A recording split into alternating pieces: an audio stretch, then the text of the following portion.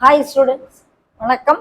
இப்போ என்ன பார்க்க போகிறோம்? இயல் 7 எடுத்துக்காட்டு 7.1 என்ன கொடுத்துருக்காங்க.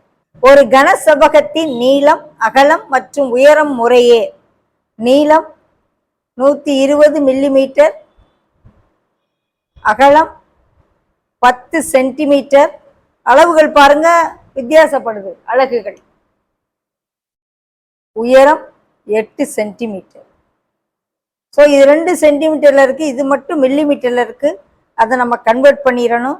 அப்போ 120 மில்லிமீட்டரை 12 சென்டிமீட்டரா மாத்திடலாம். ஏன்னா 10 மில்லிமீட்டர் தான் 1 சென்டிமீட்டர்.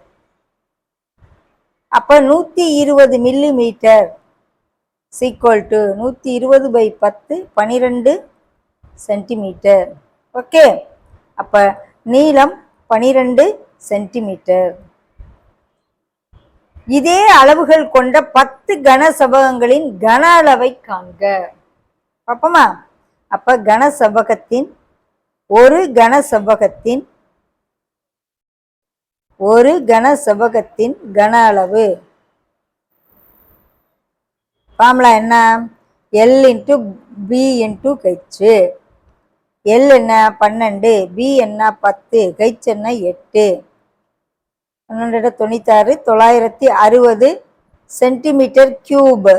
கன அளவுங்கையில கியூப், ஏன்னா 3 அலகுகள். ஓகே, B = வச்சு.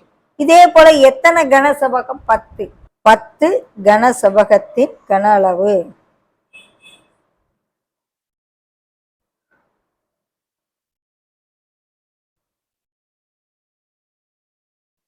(960 × 10). ஒரு இதுக்கு இவ்வளவு. ஒரு கனசெவ்வகத்தின் கன அளவு 960. 10ன்னா சென்டிமீட்டர் கியூபு.